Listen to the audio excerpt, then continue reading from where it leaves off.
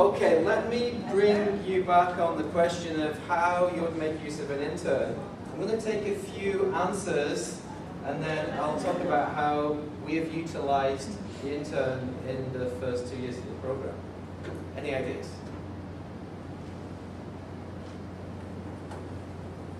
Use them as a live resource, yes, as you just said, literally for communication, right? Yes. Okay. Any more ideas?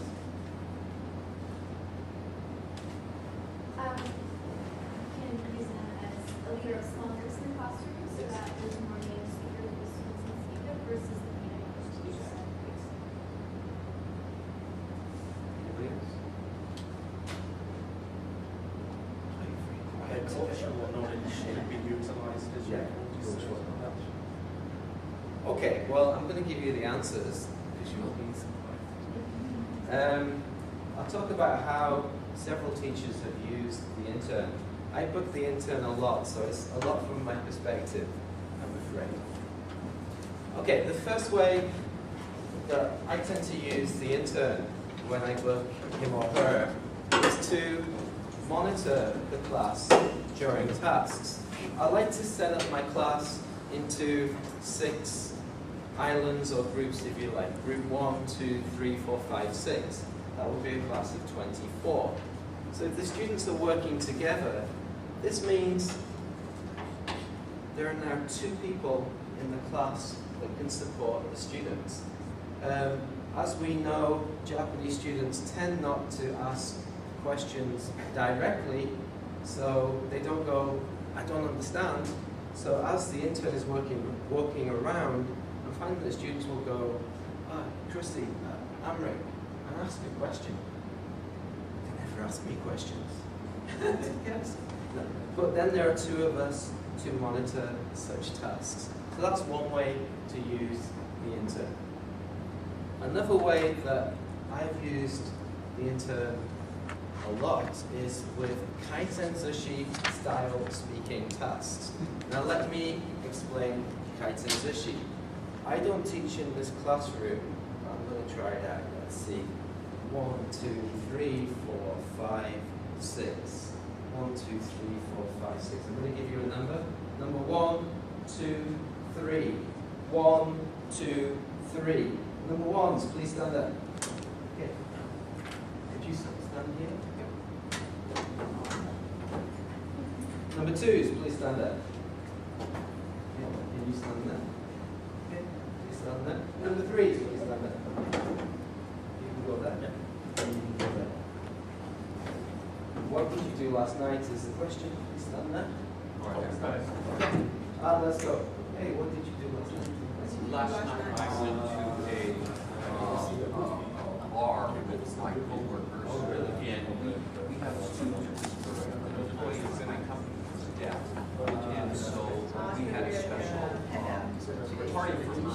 She asked, I work in a life insurance company, and she passed the life insurance exam. And so we celebrated passing the exam. Okay, please stop. Please switch. Let's move one space. One space. Okay. Yes, that's right. Okay, So let's go. what did you do last night? I was here. You went shopping. And what exactly did you buy?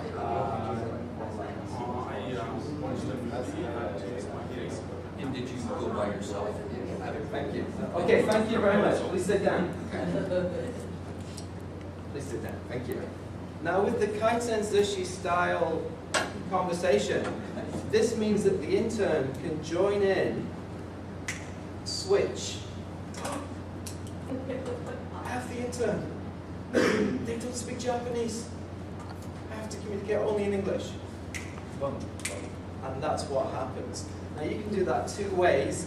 You tend to use the back of the class, or you can do kaitenzushi table groups, where 2 people from each group stand up and they switch, and they switch, and they switch, and they switch, and the intern is this person.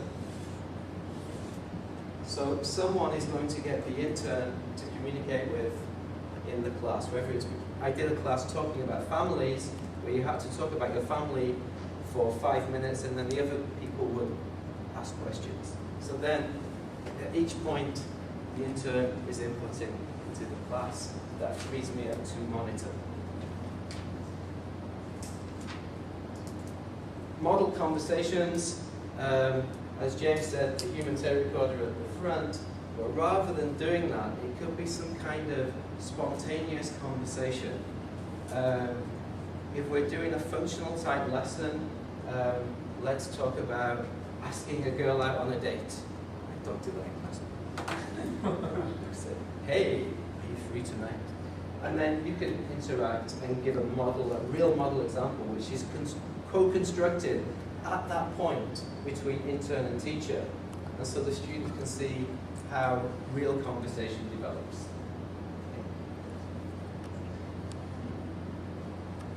Mini presentations. James said about culture. I do an English communication class, which is very cultural focused. We talk about gender issues, we talk about identity, we talk about stereotypes. What I tended to use the intern for then is to give a presentation about the UK. The wonderful thing about getting the intern to do that, the students are absolutely silent. And I thought, wow, what power the intern has over my students. But are they really listening? So after the intern has given a presentation, I do a stand-up and I quiz them. And if they answer the question, they can sit down. All of the students had listened and understood. So a wonderful way to use the intern, or utilize the intern. Joining groups with odd numbers. You teach a class of 24. Oh, Toru is sick today, 23, I can't make that extra 4. So the intern can just slot in and make that extra even number. Because what happens if I do that, then group 1 do no work, because I'm in group 6. So this way I'm still omnipresent in the classroom, but the intern is filling that slot. Advisor on project workshops. This was an essential way of utilizing the intern. My students do a lot of project work where they work in groups to do research and then do poster sessions at the end of the term. In one class, I was doing a speaking test with the students while they were doing a project workshop. So they had the whole class to work on their project, but I was doing speaking tests. I used the classroom next door, brought the students into that space, while the intern had the students I was giving advice on their projects. They could ask the intern any questions to do with their projects and really develop their ideas. Co-assessor. Now, you have to remember that the intern is not a qualified teacher, and I'm not going to hand over complete assessment rights to the intern. Please assess my students. I'm going to sit and have a coffee. But when I'm doing poster sessions, I like to do parallel poster sessions at the same time. So I have maybe 5 or 6 sessions going on at the same time. Now, they will repeat the poster session 4 times. So I can listen to groups 1 and 2, and the intern will listen to groups 6 and 8. Then in the next, when they repeat the presentation, I listen to groups 3 and 4, the intern listens to 5 and 6, and then we swap over and swap over. It is very useful to see her impression, or his impression, of what the students are saying, and my impression. I will have final say of the grade, but if I'm thinking that this student is an A+, and the intern is written C, after the session, we will sit down and we will talk about, well, why did you give this group a C? And then that could affect the final mark. So you have 2 people listening and evaluating.